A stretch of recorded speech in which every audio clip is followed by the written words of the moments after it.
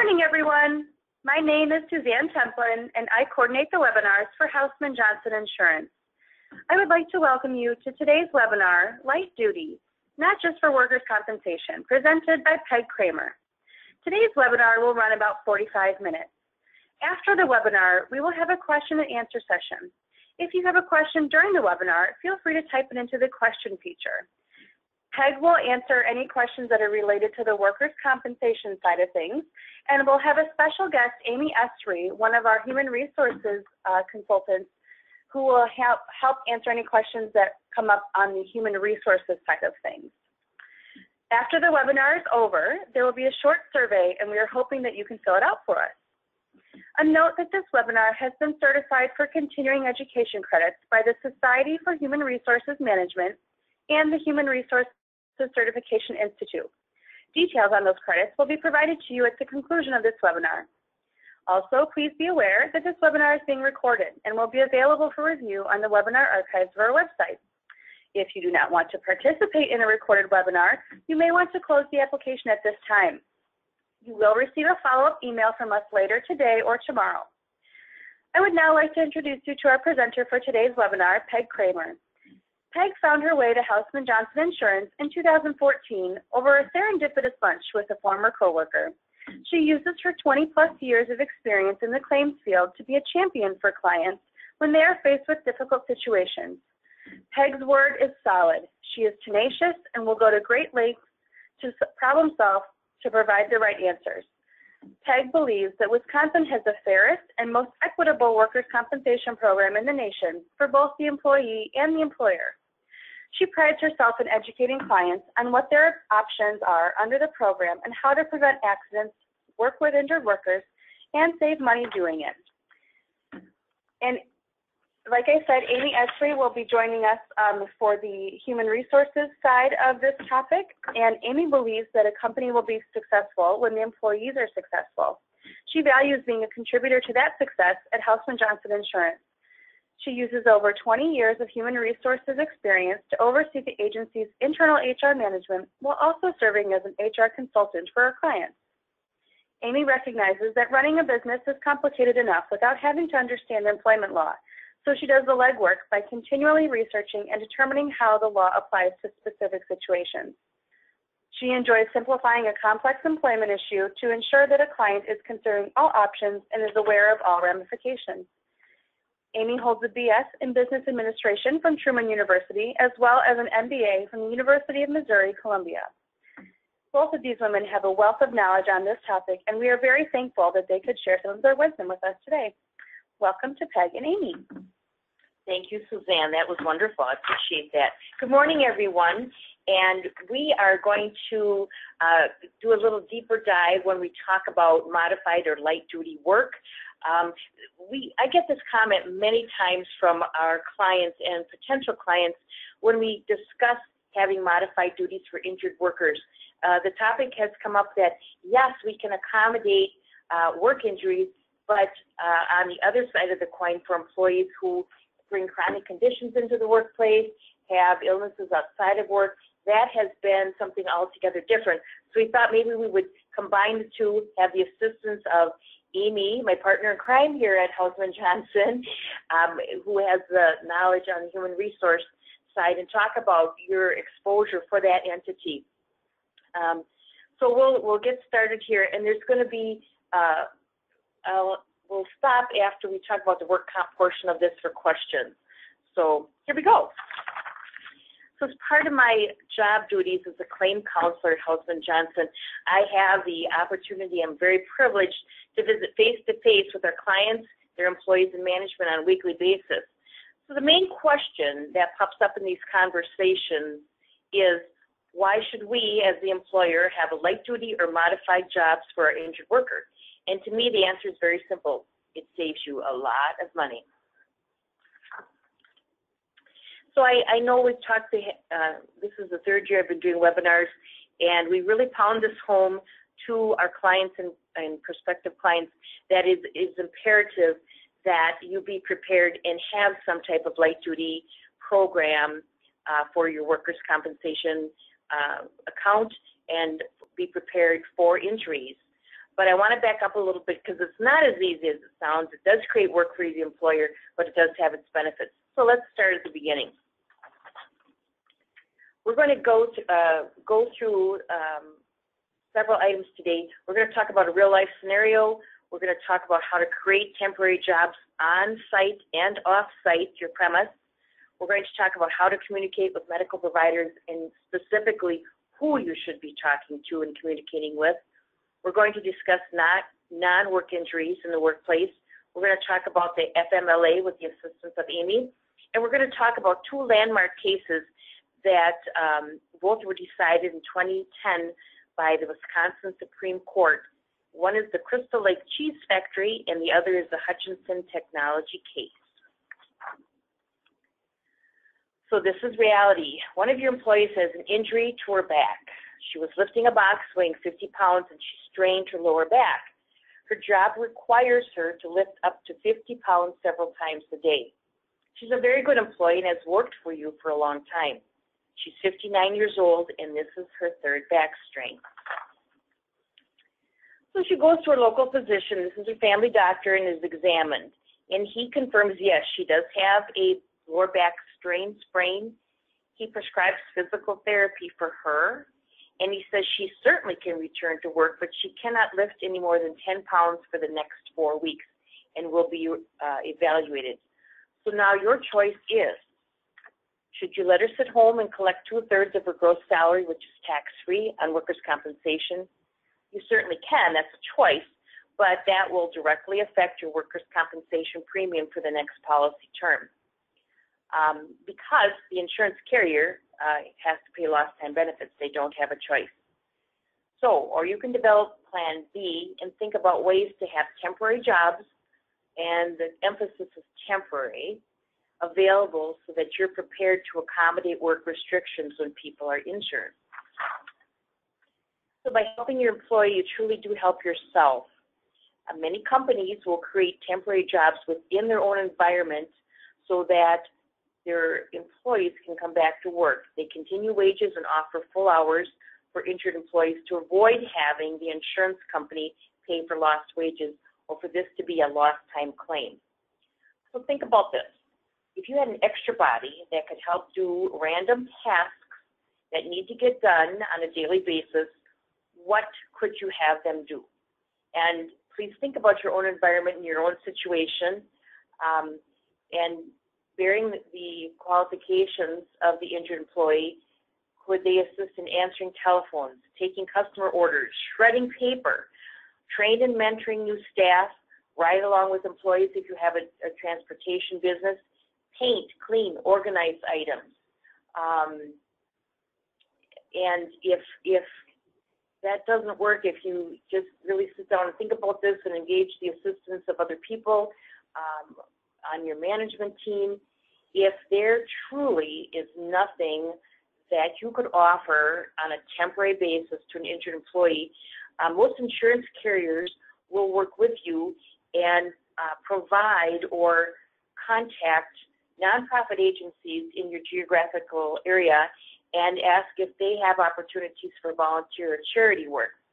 And that's what this would entail is that you would continue the salary, and your injured worker, if they could not come back to work, would be placed at a nonprofit like St. Vincent de Paul, Goodwill, United Cerebral Palsy, any nonprofit situation where they certainly could use help in their daily duties. This, of course, would have to be within the restrictions given by the treating practitioner, and they may not work a full 40-hour week.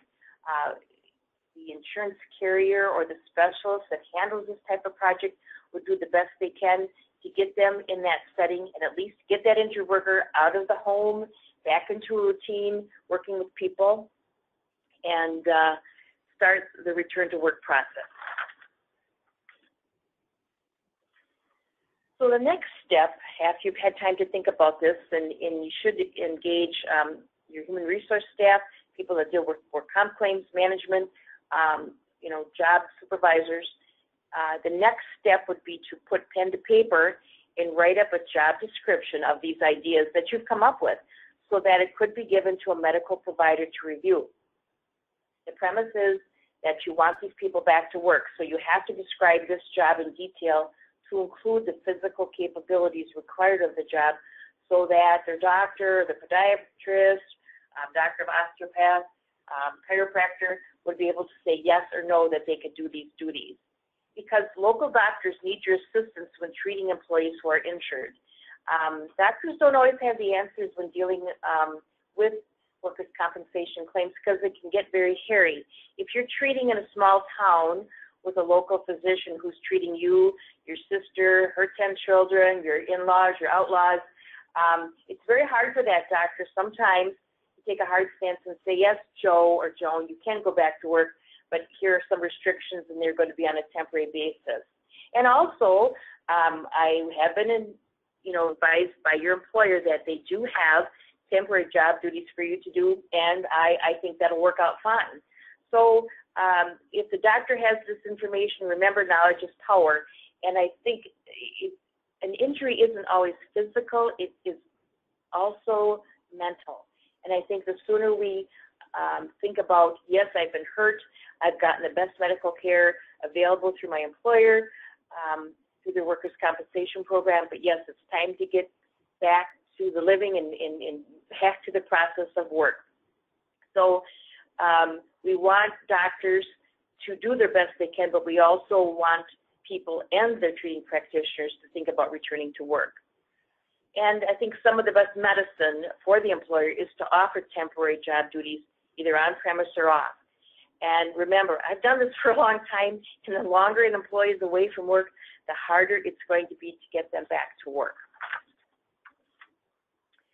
So do I really have to write a job description? Well, yes, you do. I just think about this. I would think most of you have written job descriptions for all of the jobs that you have available at your location. Really, how would a physician release your injured employee while on restrictions back to their employment without knowing they will not injure themselves further? It's always good to know what they can and what they cannot do. Work restrictions will be given by a physician for the majority of sprain and strain injuries. It's just the nature of that beast. Your body needs to heal. And most times your body will heal without medical treatment, but if your doctor said you've really done it this time and they order a course of physical therapy, prescription medicine, and medical appointments, that's what their medical treatment plan is, and that injured employee has to follow it. But you really can't expect an employee to come back to the regular job if they've had that type of injury. And I'm talking specifically about back, shoulder, knees, and neck. Those type of injuries always usually follow with temporary work restrictions. And remember, they're temporary. Also, your light duty program should be communicated upfront to your employees. And there's several reasons for that. Most of you have a new employee orientation when you hire new people to work, and most of you have employee handbooks, and you sit down with them and you talk with them about, here's what you'll be doing, here's where the bathroom is, here's what I do, here's here is your work program, here are your benefits. And it's important that you explain to them and set expectations off the bat that, yes, we're sorry if you get injured, but we do have a light duty work program that we have available to you and to our local doctors as well. They are aware of this program. And so they should know about it before they go to the doctor so that they can tell the doctor exactly what happened, and they know up front that their employer will be trying to get them back to work as soon as possible. And that's for people that do a lot of job shifting or jumping, and who are recidivists and make they survive, or their life is made by having workers' compensation claim after claim after claim, and those people do exist. So this is a strong message that's sent to everyone, including your workers, the local medical providers in your community and that you may partner with, and new employees as well. So one thing, we're doing all this prep work, we're having you think, we're having you document and preparing, but if you aren't able to communicate this with the right person, this program is going to fail, and time is of the essence, okay? So a crucial part of the process is to receive and send information to the treating medical provider to get return to work in motion to avoid lost time. Remember, in Wisconsin, after 3 days, if you're not taking that person back, the insurance company is going to have to start making payments on that claim for lost time. So if you can get that person back to work by the 4th day of lost time, then you've kept your claim as a medical-only claim. So first and foremost, if the majority of the people treat at a certain clinic because of their HMO or because you're in a small town and there's one or two, so I think the very first thing you should do, and then get this information in a local area that can be observed and discussed, is find out who the key person is at the medical clinic that you're dealing with, whether it's chiropractor, doctor, physical therapy. Find out who that key person is at the clinic that would receive and send this information. Now, it usually is the treating physician's nurse or physician assistant. It isn't the doctor because they're busy seeing patients. It may be even someone in their workers' compensation department if the clinic or hospital is that large. You definitely need to get the name of that person, the fax, and the phone number. And make sure, if they make themselves available to this, that the medical providers know about your light duty work program.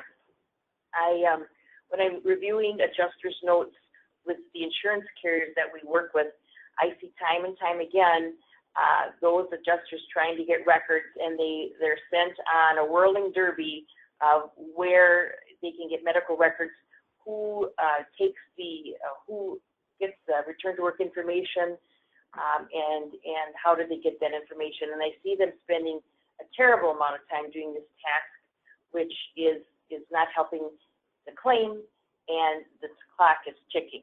So we need to find out that information as soon as possible.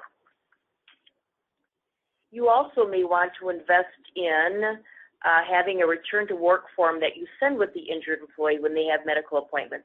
Of course, if it's a 911 injury and happens on a shift and there's not anyone in the office at the time, that may not happen. But by them carrying this information, then the medical provider knows exactly where to send that return to work information with a fax, a name, and a telephone number when they have their medical appointments. And certainly your insurance carrier can assist you with that. We're also very happy here at Hausman Johnson. We have forms as well we can share and to walk with you through that process. But that will eliminate a lot of questions and phone calls to you, the employer, after they've seen your injured worker.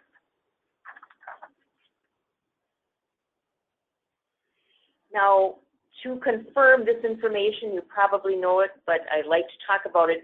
It truly is your employee's responsibility to present you with a return to work slip after each and every medical appointment. If they come back to work and they don't have this information, you need to have them present in your office, pick up the phone, and call that medical provider to get that information faxed to you. I would not take that person back to work until that information has been received. And if the clinic, the doctor and the physician assistant or nurse are aware it's a work comp injury, usually they will have that paperwork. But that is where having that return to work form ahead of time that your employee brings into the office and says, I need this to be completed before I leave the premises, can lead to a successful and expedient outcome. And after each medical appointment, there should be a decrease in work restrictions if the healing process is going well. Now, please don't be alarmed if it doesn't. Some people have pre-existing conditions which may impede their healing process. I'm talking about people that have diabetes, age. The older you get, the longer it does take to heal. But if that is going on for 1 or 2 or 3 appointments, you should be talking to your assigned adjuster about this, or find out why the restrictions remain the same, because there should be a definite progression. And if it's not going well, is the injured employee telling them that they don't have work? Or I think you need to get to the root of that problem, because you don't want a temporary job to turn into a permanent job. It's a temporary job. But remember, everyone heals differently.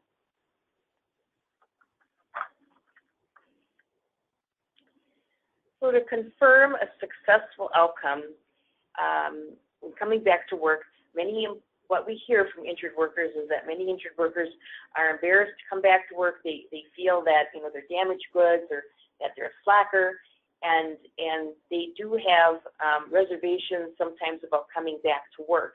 And so the direct supervisor should be made aware that this individual is coming back to work. They should sit down and have a talk with them about what is available there, what their hours will be, what their pay will be, and they may even want to send a certified letter out to that person ahead of time saying, we do have light duty work for you. Please show up on Monday, November 13th.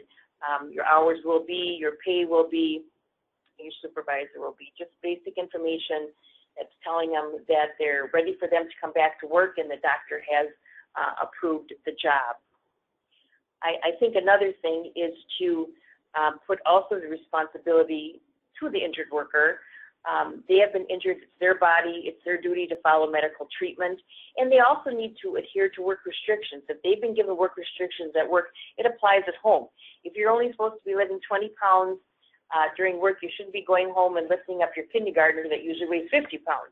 And you shouldn't be baling hay at home or milking cows or doing things that you're not supposed to do outside your restrictions. They apply 24 hours a day. And so many of our employers, have what is called a check-in sheet. And this is a sheet that clearly states what your work restrictions are, and that at the end of every day or shift work, if you have that, they should indicate that they've read and understand that they're going to adhere to these temporary restrictions.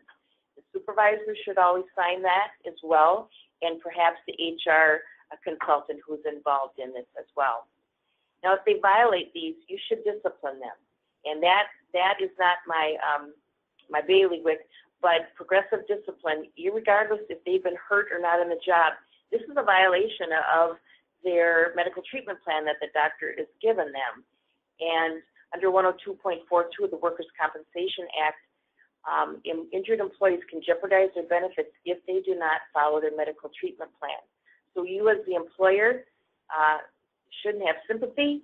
This is something you've all been working for, and everyone should be on the same page. And so that's why I made that statement. This sheet should be updated every time there's a change to restrictions. So I hope I've got you thinking. I'm trying to sell you on this idea, my salesmanship. Hopefully it's coming out. I'm married to a salesman, so hopefully some of this is brushed off.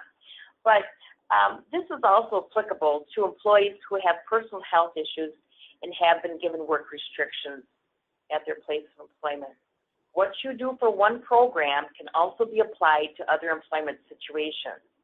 In fact, treating work comp illnesses differently than non-work injuries and illnesses may be viewed as discriminatory. And that we don't want to have happen to you, because you do need separate employee liability insurance for that. And if you don't have that, that's an exposure to you as an employer. So I would like to stop right now, and before we get into the next topic, and ask anyone if you have specific questions about what I've talked about a light duty work program. Any questions you have, I'd like to take at this time.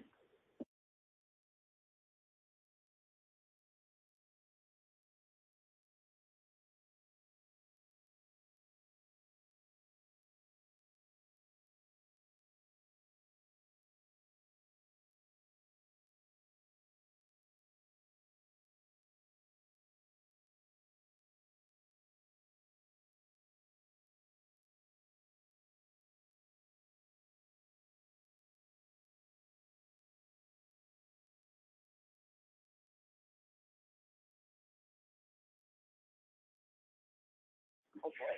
It doesn't look like we have any questions. Oh, actually, I lied. Never mind. One just came through. One of the questions is, can an employee get their doctor to say that they can't do light duty? Sure. If they're well aware of the program available, we have many situations and claims where the doctor clearly does not want that person to work, and we have to abide by what the doctor says. So, yes.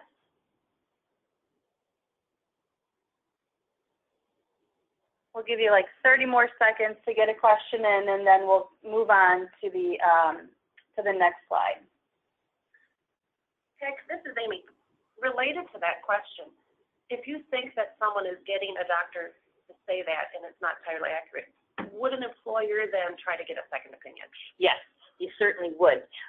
They would be discussing with the insurance carrier to have either a medical records review, to have a physician of their choice review all the medical documentation, taking into account MRIs, CT scans, x-rays, or they can have the employee physically seen by a practitioner of their choice, which is called an independent medical evaluation, to question exactly, is the medical treatment appropriate? Should they be on work restrictions or not? How long will their healing period would be? Two separate processes, and you can do both. But yes, if the employer is questioning this, they should talk to their insurance carrier immediately, or to us at Houseman Johnson. Okay, it looks like we can move on. Okay, all right. Now we're going to get into the FMLA, WFMLA world, and injured people can also be under FMLA and ADA as well at the same time. So we have 3 different programs that could possibly be involved. So if your company is subject to federal or state family medical leave or mandated sick leave laws, make sure you're taking them into account when offering light duty work. So let's talk about non-work injuries. I want to bring, it's good always to know your history when you're an employer of how case law comes into play. And 2 cases that I'm going to be referring to definitely set case law, and they went all the way up to the Wisconsin Supreme Court that did affect and does affect the rights of disabled workers in Wisconsin. So we're going to talk about that. The first one is the Crystal Lake Cheese Factory versus LIRC. And LIRC is the Labor Industry Review Commission. And when an employee disputes denied claim, the first level is going to an administrative law judge for a hearing. And if that judge decides against them or for that case, and the insurance company or the injured worker wants to question that opinion, that case goes into a 3-person panel called LIRC. It's the Labor and Industry Review Commission. So I want to give you a little bit about our acronyms so you're not in the dark. So Crystal Lake Cheese Factory versus LIRC held that the Wisconsin Fair Employment Act, known as the WFEA hereon, may require an employer to reassign the job duties that a disabled employee is unable to perform because of his or her disability. In Hutchinson Technology, Inc. versus LIRC, the court held that the WFAE may require an employer to alter an employee's work schedule by permanently shortening a work shift in order to accommodate a disability. Of note, the court did not limit an employer's obligation to accommodate a disabled employee only to situations in which the employee's non-essential job functions were being effective. As a result, employers may now be obligated to reassign even those duties that make up the essence of the job the disabled employee holds. These 2 cases make it clear that Wisconsin employees now have a much greater rights under the WFEA than they typically do under the ADA or Federal Americans with Disabilities Act. Under these new laws, employees who are unable to perform the essential functions of the job will not be immediately excluded from the WFEA's protection. So let's talk about the Crystal Lake Cheese Factory case. This involved Susan Catlin, who was hired and employed for Crystal Lake Cheese Factory's wholesale department. Now, to preface this, In that department, there were 4 jobs. She was hired as a cheese cutter and was later promoted to the department head. So I think they had cheese cutters, they had wrappers, the department head position, and there was one other one I can't recall off the top of my head. But that department, there was 4 different job descriptions. 15 months after she was hired, Susan was involved in a car accident outside of work that left her quadriplegic. However, good news is she did regain use of both her arms, but she still needed to use a wheelchair to ambulate. 10 months after her accident, she asked to be returned to her job as a department head at Crystal Lake. Crystal Lake went ahead and hired an expert to determine what types of reasonable accommodations might be provided to a person in a wheelchair to perform duties as department head. The company did not give the expert any information about Susan other than she was confined to a wheelchair, and the expert never spoke to Susan about her limitations. Their expert concluded that no reasonable accommodation existed because Susan would be unable to perform all the duties within the department. She wouldn't be able to perform all duties required of all department employees. Susan's own expert agreed that she would be unable to perform some of the duties of the position. The expert from Crystal Lake determined that Susan would be able to perform most of the required duties, and that one way to accommodate Susan would be to make her job more clerical and eliminate some of the physical duties she could not do. Pardon me, this was her expert that determined that. Crystal Lake relied on the conclusions of its own expert and denied Susan's request to return to work. So she filed a discrimination claim with the Wisconsin Equal Rights Division because of that decision. She went before an administrative law judge who ruled that Crystal Lake did not discriminate against Susan because there was no reasonable accommodation that Crystal Lake could have made without imposing a hardship on the company. Lurk reversed that decision. Lurk's determination or ruling was that Susan was able to perform most of the jobs in the department and that Crystal Lake failed to reasonably accommodate Susan when it refused to modify Susan's job duties to exempt her from performing the duties she could no longer perform. The Circuit Court and Wisconsin Court of Appeals affirmed. This case went all the way to the Wisconsin Supreme Court, which they took the case and reviewed it and ruled in favor of Susan. Reasonable accommodations are not limited to those accommodations that would permit the employee to perform all of her job responsibilities, which was part of their decision in that ruling. So the next case is Hutchinson Technology, and this involved Susan Roytek, who worked in a manufacturing plant in Eau Claire, Wisconsin. The plant had 4 rotating shifts that worked 12 hours. She was required to work in that rotation when she was hired, and the job included 4 different duties. Susan injured her lower back, and when she returned to work, her physician told her that she could only work 8 hours per day. She was only able to perform one of her original job duties that she was hired for. Now, these work restrictions became permanent in nature. She was terminated from her employment at Hutchinson Technology, and she brought suit claiming her termination constituted disability discrimination under the WFEA. Lurk sided with Susan that reducing her shifts from 12 to 8 hours was a reasonable accommodation that did not create a hardship for the employer, and the Supreme Court agreed with that decision.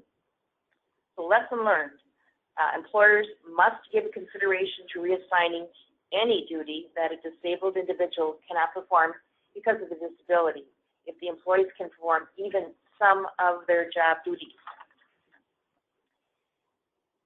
So where do we go from here?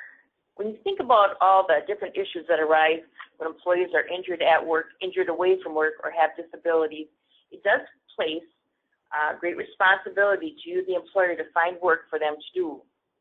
Owners, managers, and human resource directors need to seek the advice of their corporate counsel that specializes in employment issues to guide them during the accommodation practice and before they take any adverse employment action against an injured or disabled worker. Hausman Johnson Consultants, including myself in the claims department, Susan Dorsch, our manager here, as well as Amy Esri, Mary Jo Speakerman, and Karen Bender are available to give advice and to answer any questions that you have and take it as far as they can within their realm. So I thank you for your attention, and Amy and I would be happy to take any questions that you have right now. All right, looks like we had a lot of questions come in the second half of our webinar here. We have a question, if the IME returns employee to work, but the employee's personal doctor does not, who trumps who? Great question. The insurance carrier and you, the employer, must accept the decision and the ruling or the recommendations made in an independent medical evaluation report. And this does place a wedge. If you don't have a plan in place, that you need to then offer work to them per the results of that independent medical examination. Now, your employee may not come into work. They may, and they usually will stick with the advice of their treating practitioner, but then the insurance company will not be making further payment, and nor do you, if the decision is regarding coming back to work. I hope that answers that. Another question is, once assigned for light duty, is it the employee's responsibility to get to their 40 hours? We'll answer that one first, and then we'll do the next half. Sure. That depends on what you can offer. If you, the employer, can, to avoid a wage loss so that the insurance company is not paying lost time, you want to offer, if possible, full hours at full wages to avoid this being a lost time claim, because those claims go in dollar for dollar when they're reported on your report card to either the State Rating Bureau or NCCI, depending on which regulatory agency establishes your premium rates. Okay, so you want to avoid a wage loss at all, if at all possible. If you can't and only can offer 20 hours, and you pay your employee, the insurance company will pay a percentage of that other 20 hours. So I hope that answers your question. We had another question related to that. What if they miss some hours due to pain or other reasons related to the claim? Sure, and that does happen. If an employee says they're in pain and go home, that's fine. You can let them do that. But for them to get paid, they have to come back the next day with a slip from their doctor that they have sought medical attention, and that doctor needs to readdress the work restrictions. Should they remain the same? Are they going to be taken off work fully? They need to back their claim before an insurance carrier is going to make a payment. And if it isn't backed up medically, then at the end of every week, and you're in a temporary partial situation where you're making a payment and the carrier is making a payment, you're going to say, I offered Joe or Joni 30 hours, but they only worked 25. So that does happen. It happens quite frequently. We have another question. Do temporary work restrictions really fall under the definition of disability? Yes. Yes. They are not at end of healing. They're still in their healing. They're still in their healing period. When you have an injury, it's going to take so many weeks to recover from that injury and get back to full status. Or if you had a bad back before you were hired by your employer and you aggravated or injured at work, the carrier only owes you to get back to that bad or nasty pre-existing condition. So yes, it truly is a disability. If you have an employee who has temporary restrictions for personal health and there is no full duty date included, do we have to accommodate? Or will it turn into a work comp claim? Because that's the concern here, it sounds like. I'm worried about that turning into a work comp claim.